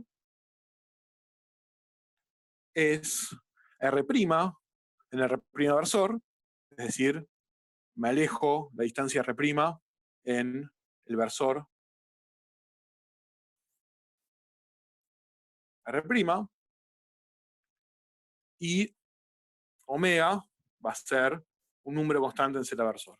Entonces, yo ahora puedo venir, meter esto acá y calcular por la regla de la mano derecha, igual que lo que hicimos antes, estos productos vectoriales. Pero para que ustedes no se equivoquen nunca en su vida haciendo esto, pero nunca en su vida, una forma de resolver este problema de una buena vez por todas es escribir todos los productos vectoriales posibles entre versores. ¿A qué me refiero con eso? Bueno, es que si yo tengo una tabla en la cual yo, no importa qué par de versores de los tres, acá, esto es la masa y esto dice fuerza Coriolis. Fuerza Coriolis, lo escribí 2 veces porque la primera estaba mal. Entonces, lo que yo digo es, yo puedo especificar acá la posición de una masa en mi sistema con su coordenada en 3 versores posibles. ¿Ok? Recuerden que en este caso Z o Z' son iguales, en el sentido de que al ser la rotación alrededor de ese eje, ese versor es el mismo para O que para O'. ¿Está bien? Entonces, si yo entiendo, digamos, yo puedo escribir ahora desde el sistema de referencia no prima cualquier posición como un número por esto, más un número por esto, más un número por esto. Cualquier posición y cualquier vector en general. Ese es mi sistema de coordenadas. Entonces, si yo ahora sé cuánto va el producto vectorial entre todas estas cosas, automáticamente voy a poder calcular el producto vectorial entre cualquier cosa, porque voy a escribir entonces cualquier vector como algo por esto, algo por esto, algo por esto, y después voy a usar las propiedades del producto vectorial para distribuir, etc. Y no voy a tener que preocuparme más por usar la regla de la mano derecha. Entonces, cuando ustedes, esto no lo voy a hacer porque nada, voy a terminar con la mano medio como esguinzada, pero si ustedes se ponen a pensar cuánto valen todos los productos entre estos versores, van a llegar a la conclusión de que esto es exactamente como yo lo voy a poner.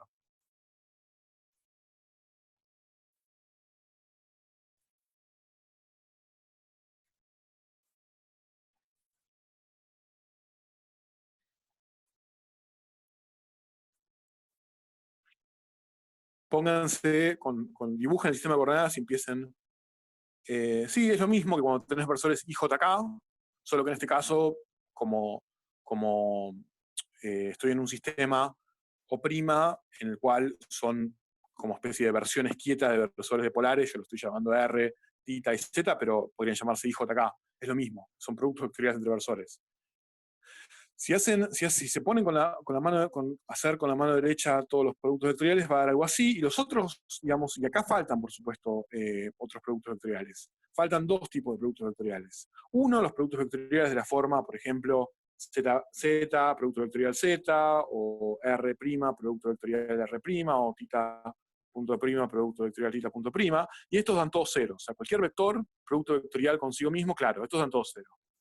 Y después los otros que faltan, para tener completa la tabla, son lo mismo que estos, pero al revés. O sea, en los cuales, por ejemplo, en este caso está R' primero y Z segundo. Y a diferencia del producto usual entre números, cuando yo doy vuelta a un producto vectorial aparece un signo menos. Entonces, todos estos productos hechos al revés tienen un signo menos, pero dan el mismo versor, al revés.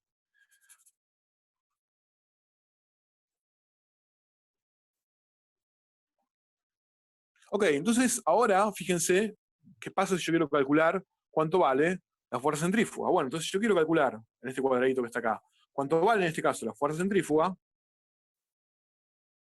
Simplemente escribo todo prolijamente y hago las cuentas entre los versores. Es decir, esto, escribiendo quién es omega vector, esto es menos m por omega, que es el módulo de omega vector, en z versor,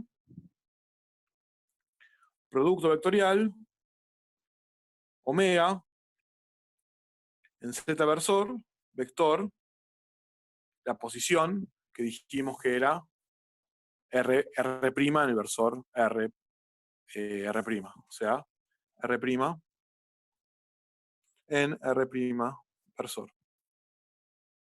Esta es la cuenta que hay que hacer. Entonces empecemos por acá. Bueno, omega en z versor por R' en R versor, los numeritos que son escalares, es decir, esto que es la magnitud, el módulo de omega vector, y esto que está acá, que es el módulo de R vector, que es la posición, estos numeritos escalares pueden salir todos afuera, multiplicando. Lo que me queda acá es z versor, vector, me queda esto. Esto que está acá, voy a la tabla, acá prima, no confundirse, siempre estamos en el sistema prima. Esto que está acá es el primero de todos los que están en la tabla, es θ versor. O sea que esto que está acá es omega R', θ' versor. Ahora lo que tengo que hacer es venir y hacer E menos M, omega, Z, por lo que acabo de multiplicar. Entonces, para la fuerza centrífuga, esto es menos M, omega, Z versor, por lo que acabo de encontrar, omega R', θ punto versor. De vuelta, las cosas que son numeritos escalares, digamos, magnitudes de vectores, etc., salen todas afuera del producto. Entonces voy a tener un omega cuadrado, porque hay dos omegas, un m y un r punto y un menos. O sea, voy a tener un menos m, un omega cuadrado, un r' punto, y ahora me queda este producto entre versores.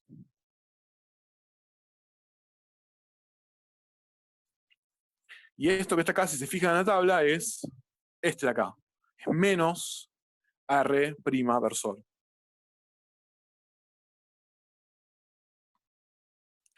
Con este menos, compensándose con este menos de acá, entonces el resultado es M omega cuadrado R punto R' versor. O sea, lo que ya sabíamos, la fuerza centrífuga va como la masa, como el cuadrado de la velocidad angular, y como la distancia del origen, pero la fuerza centrífuga, que es la que veo prima, que es una fuerza no inercial, apunta hacia afuera del origen, o sea, apunta en R' versor positivo. Bueno, ahora hagamos lo mismo, exactamente lo mismo que yo acabo de hacer, pero para la fuerza de Coriolis. ¿Cómo puedo hacer lo mismo para la fuerza de Coriolis? Bueno, lo primero que puedo decir es que para la fuerza de Coriolis tengo que escribir sí o sí, dado que la fuerza de Coriolis es menos 2m omega vector, la velocidad vista del sistema rotante, entonces voy a tener que escribir quién es esto para poder desarrollar el producto vectorial en términos de los versores. Entonces, por cómo son los vínculos del problema, la única dirección en la que puede apuntar la velocidad es en R' versor. ¿Se entiende? No puede moverse para los costados la masa con una velocidad no nula, porque, bueno, lo de siempre, el ejemplo de la cabecita. Entonces, la velocidad vista del sistema rotante será, bueno, la derivada de la posición de la masa en la varilla, pero solamente puede apuntar acá, en el reversor. Entonces, ya puedo escribir la fuerza Coriolis como menos 2m, esto es lo que vale siempre el vector velocidad angular, producto vectorial.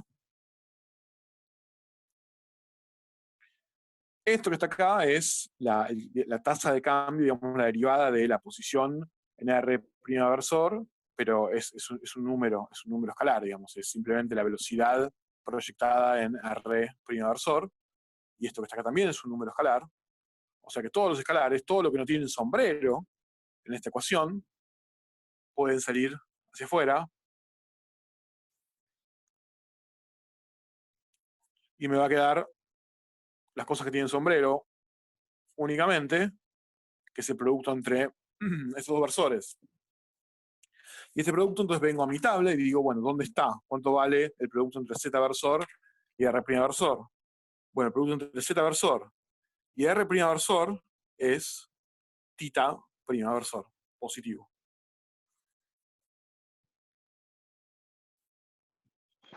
Entonces, una pregunta, profe. sí, cómo no. No veo no me imagino la velocidad rotante como vector o como magnitud o dónde estaría en mi gráfico. No la puedo, no me entra dónde está o quién es. Berrot, Sí, esta que de acá, sí, correcto. para visualizarla vos lo que tenés que hacer es imaginarte que estás rotando con los ejes y preguntarte, olvidarte de todo lo demás, es decir, por ejemplo, bajar un telón entre vos y el mundo exterior y preguntarte entonces, desde tu posición, qué velocidad pueden tener los cuerpos dados posibles vínculos. Es decir, si yo ahora, digamos, olvidémonos de los sistemas rotantes, si yo a vos te pongo un problema de física, en el cual te digo que vos tenés una varilla con una masa metida acá, entonces, cuando vos escribas en las ecuaciones la velocidad de la varilla, probablemente te des cuenta de que solamente tenga sentido escribir una velocidad no nula, en el sentido en el cual la determina la varilla, porque sabés que esto no puede ocurrir. Desde este sistema de referencia es lo mismo, o sea, vos estás viendo desde lo', en el sistema de referencia, a la varilla, es lo que vos ves, entonces vos nunca podés ver algo salir, tener una velocidad no nula en la dirección tangencial, vos lo ves acercarse o alejarse. ¿Ok? Olvídate completamente de que sí, que es verdad, que una persona que está en O ve algo mucho más complicado, ve a esto moviéndose y entonces hay velocidades en tita y hay velocidades también cambiando, digamos, es mucho más complicado el movimiento visto desde O. Pero desde O', el movimiento, describirlo no es tan complicado, es simplemente algo que vos ves, una varilla que se puede acercar y se puede alejar, y nada más, no puede ir por los costados.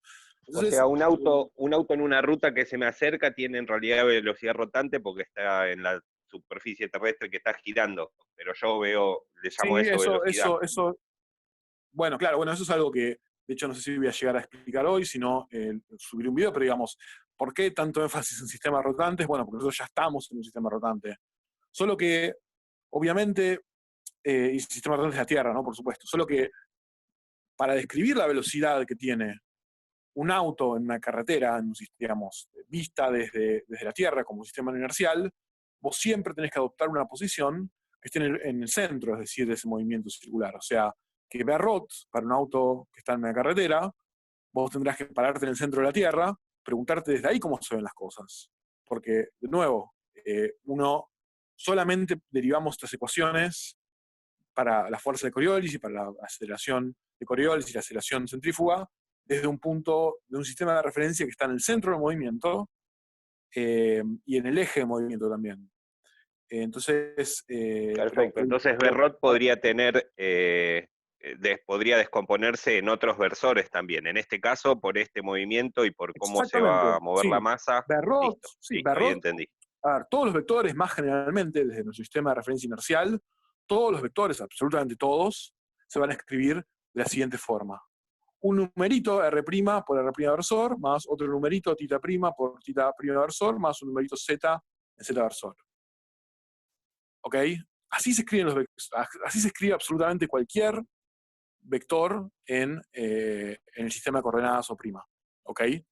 Sería Solo que en este R caso, punto prima, R versor sí, digamos, prima. acá sí, Está. acá Listo, sería bueno poner un perfecto, punto. Sí, perfecto. perdón. Entonces, acá, por supuesto, solo que en este caso esto no va a estar y esto no va a estar porque lo que ya sabemos del movimiento, pero en general, todos los vectores que yo escribo en O' se escriben como una combinación de estos vectores, que además no dependen del tiempo para O'. Estas cosas están fijas. Estas cosas son como X versor, Y versor, Z versor, básicamente. ¿Está bien? Están quietas para O'. Bueno, entonces la fuerza Coriolis, llegamos a esta expresión, entonces es menos 2m omega r así en una punto cuadrada. O sea que en realidad estuvimos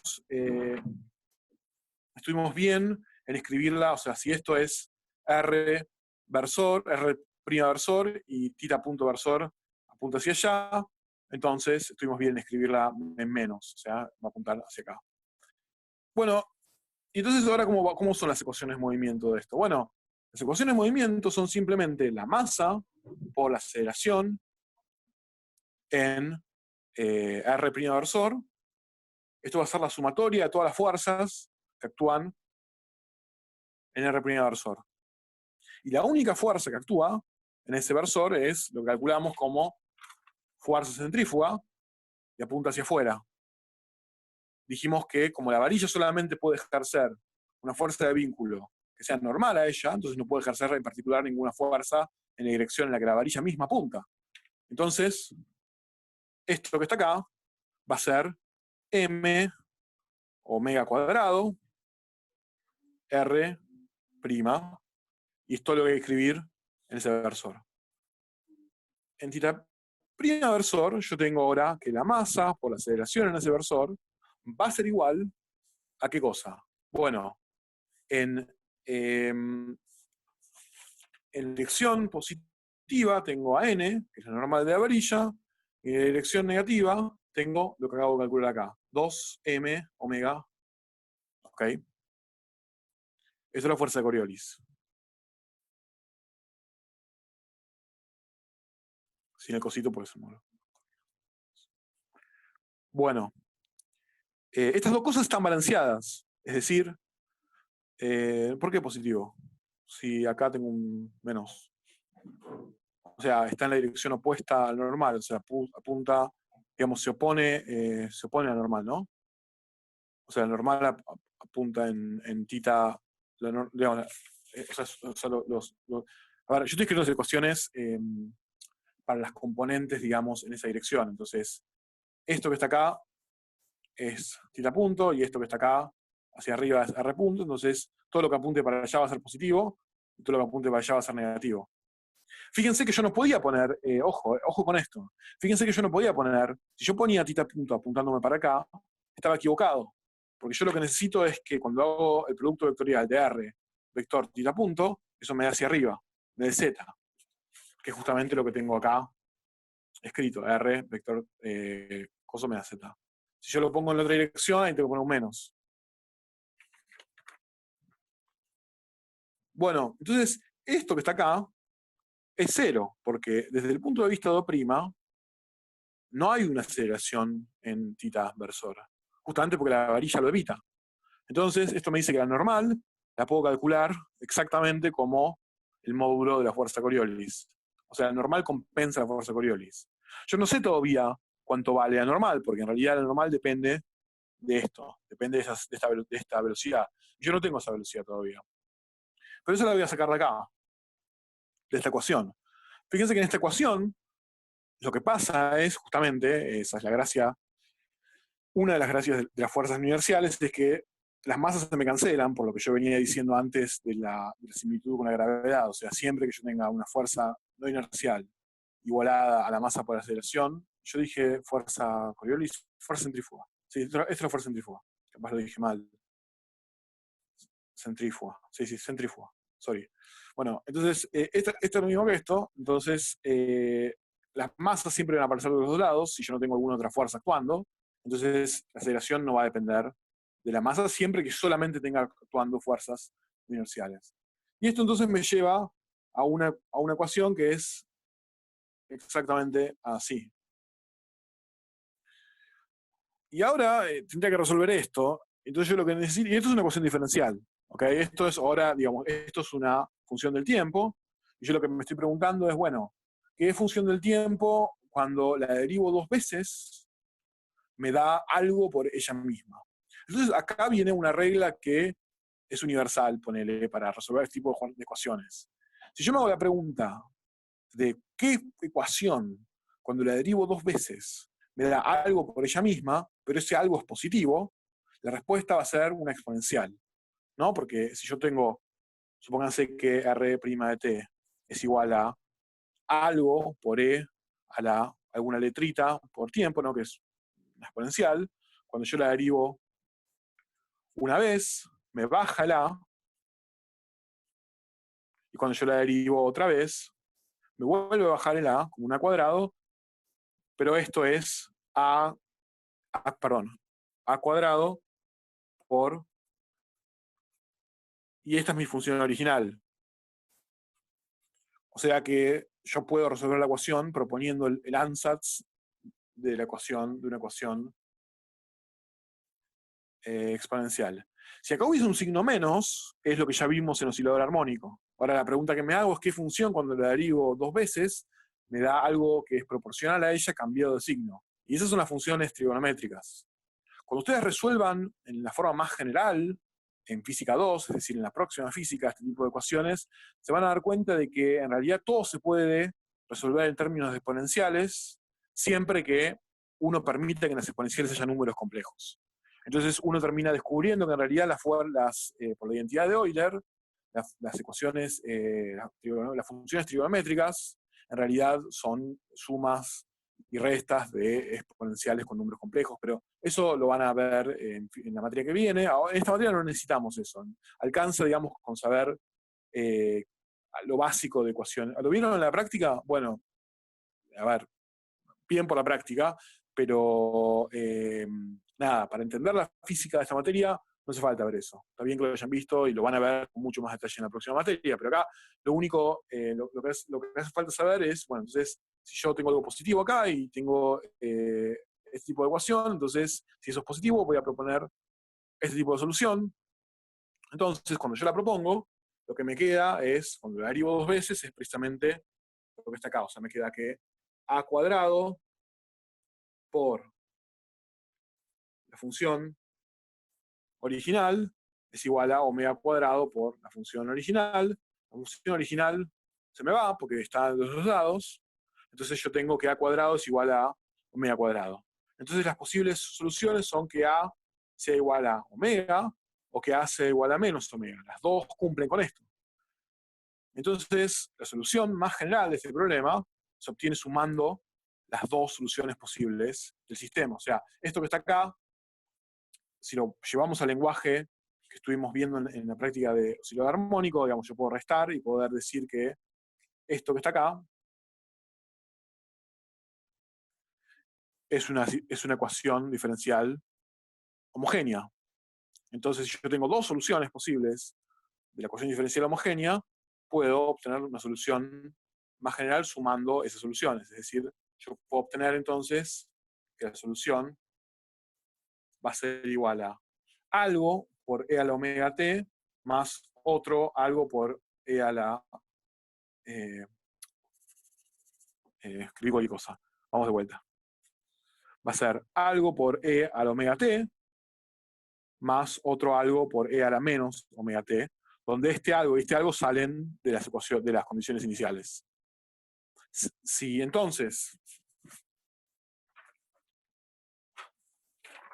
estamos, por ejemplo, en el caso en el cual la masa comienza su movimiento con velocidad inicial y a una distancia, supongamos, r'0 del origen. ¿Puedo repetir lo último? Anterior en la otra hoja. Esto, la parte en que resolví la ecuación. Sí, o sea, lo último de R' de t es igual a por e a la omega Ok. t más b. Ok, entonces, estábamos de acuerdo que esta es la misma ecuación que yo tenía, solamente hay que pasar restando ese término para allá. Entonces, y también estamos de acuerdo en que esto es una solución. Estamos de acuerdo que esto cuando lo meto en esta ecuación da 0, porque no, yo lo pedí así, ¿no? Digamos, si yo derivo 2 veces, esto me queda a por omega cuadrado e a la omega t, entonces, nada, lo meto en la ecuación y me queda a por e a la omega t, vamos así, a por omega cuadrado por e a la omega t, menos omega cuadrado por a por e a la omega t, entonces esto es igual a 0, ¿no? Porque esto se cancela, todo lo que es a por la omega t y me queda omega cuadrado menos omega cuadrado. O sea, es una solución, digamos, esto que está acá. La otra solución posible que yo encontré es con un menos e a la omega t. Porque cuando yo reemplazo, lo que termina pasando es que baja un menos omega, pero cuando baja el segundo, menos por menos es más, y me termina quedando lo mismo. Entonces, a esta la puedo llamar la solución 1 de mi sistema, esta la puedo llamar la solución 2 de mi sistema. Entonces, lo que nosotros vimos en la práctica anterior, la oscilador armónico, es que yo tengo un sistema homogéneo, es decir, yo tengo un sistema que está igualado a cero. Entonces, si yo tengo algo que es una solución y otra cosa que es otra solución, la solución más general que puedo obtener del sistema homogéneo es sumar la primera más sumar la segunda.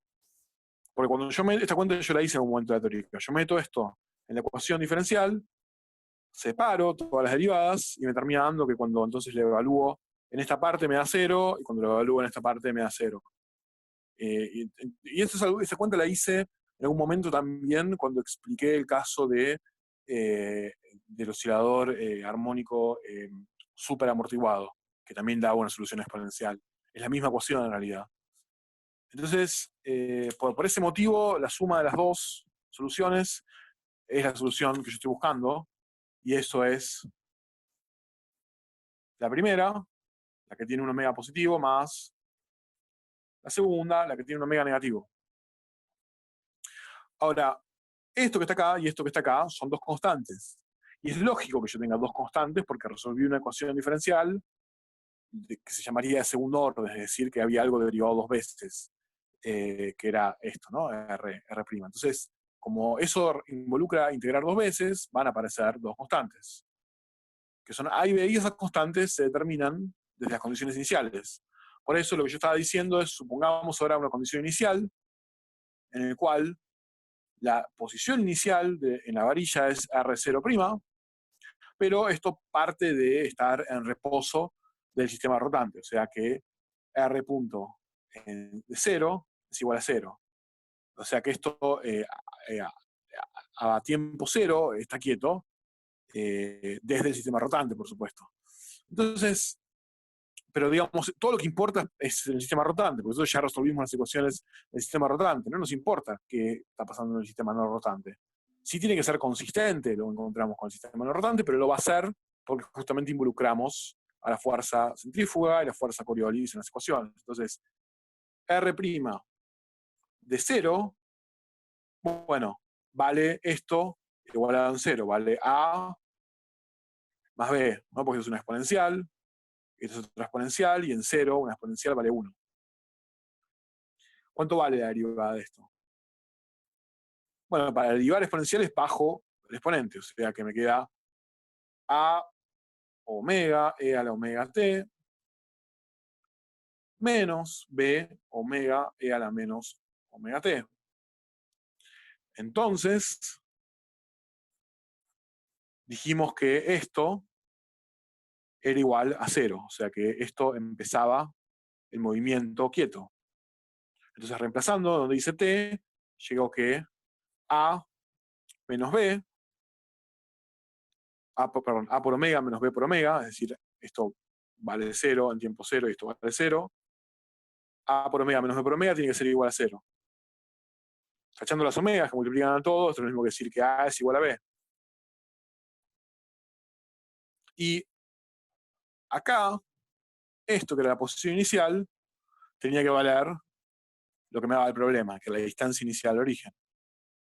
¿Está bien? Y esto era A más B, pero en realidad esto es 2A, porque A es igual a B. O sea que llego a la conclusión de que A es igual a R0' sobre 2, y como A es igual a B, B también es R0' sobre 2. Entonces, la solución es la suma de A por E a la omega t más B por E a la menos omega t, pero A vale R0' sobre 2 y B vale R0' sobre 2, así que la solución que yo buscaba es R0' sobre 2 por E a la omega t más E a la menos omega t. En t igual 0 las exponenciales valen todas una. Sí. Esto que está acá tiene un nombre, se llama seno hiperbólico. Es básicamente una versión real del seno. Pero a fines del ejercicio lo importante es que a medida que el tiempo avance, este término se va a hacer cada vez más pequeño, y este término se va a alejar infinito, se va a hacer cada vez mayor.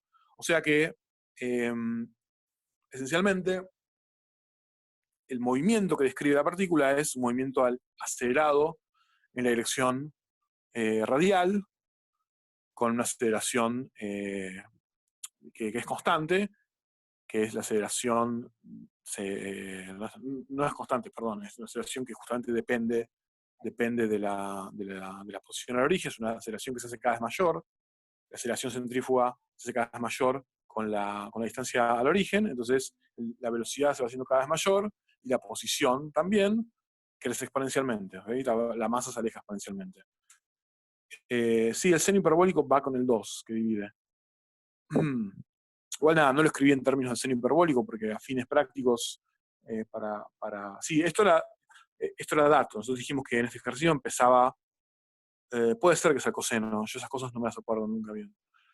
En uno estaba restando y en otro estaba sumando. Ese coseno, porque el seno vale 0, el seno hiperbólico en 0 vale 0, y el coseno no, entonces sí es el coseno hiperbólico, perdón, disculpas.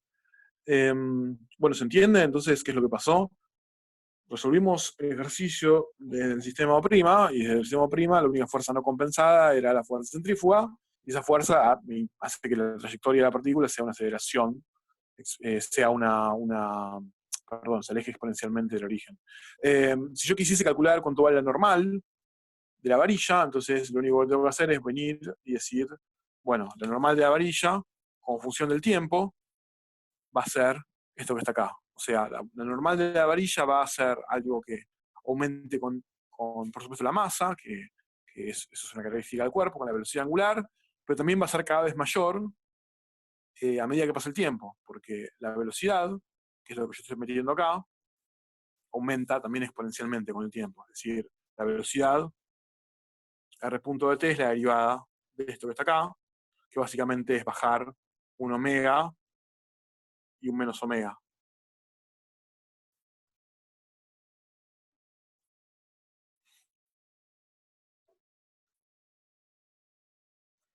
Esto que está acá sí es el seno hiperbólico.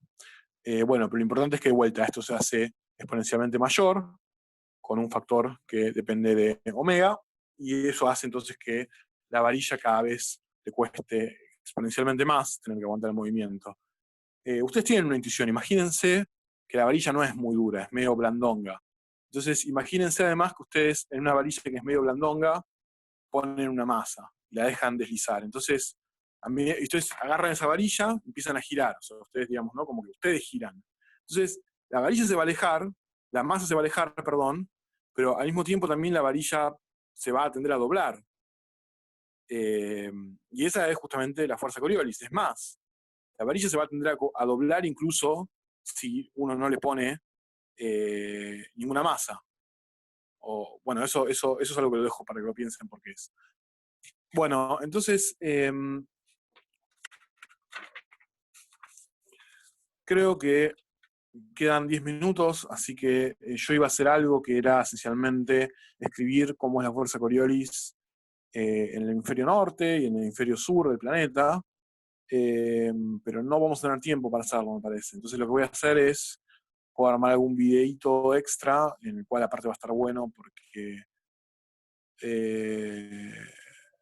de nuevo la fórmula del seno hiperbólico. Sí, o sea, la escribo, no sé, tengo un quilombo de hojas yo acá, pero digamos, la fórmula que te queda es la posición inicial sobre 2 por omega, por e a la omega t menos e a la menos omega t. Esto en realidad se puede escribir así. Hiperbólico. Y la posición inicial, la posición, perdón, en función del tiempo, sin el punto de derivada, es esto, así. Bueno, entonces lo que decía es, voy a hacer la cuenta de la fuerza Coriolis y la fuerza centrífuga en una masa que se mueve sobre la superficie del planeta Tierra. Acá. Y lo subo como un video extra, espero que sea relativamente corto. Los apuntes, el seno hiperbólico son funciones que se definen exactamente, por ejemplo, no sé, de x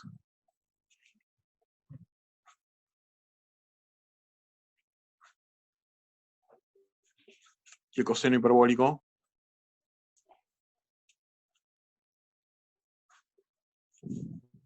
y la gracia de estas cosas es que son como funciones trigonométricas en el sentido de que uno las puede derivar 2 veces y vuelven a ser quienes sean, solo que, por supuesto, no son funciones trigonométricas porque nada, no están, o sea, crecen exponencialmente con el argumento. Entonces, lo que termina pasando es que si el argumento de esto es exponencial, es imaginario, perdón, uno recupera el seno y el coseno común. Y eso es algo que me dijeron que estuvieron viendo en la práctica, que esencialmente cuál es la relación entre las exponenciales y las funciones trigonométricas. Bueno, básicamente es esto que está acá, pero cambiando el argumento por un número imaginario. Bueno, nada, voy a subir al video haciendo la cuenta que les dije. Sí, sí, es muy probable que sea por eso. Nunca me había preguntado porque se llamaba seno hiperbólico, pero ahora que lo decís, probablemente sea verdad. No porque lo dijiste, sino porque tiene sentido. Bien. Bien, bueno, voy a ver si está ya Diego. Sí, está Diego, listo. Diego, te dejo entonces la clase. Dale, perfecto. Muchas gracias. Buenísimo. Bueno, chao gente. Entonces subo después el video explicando cómo calcular fuerza centrífuga y Coriolis en superficie del planeta. Nos vemos. Chau, chau. Chau. Bueno, son 18:55.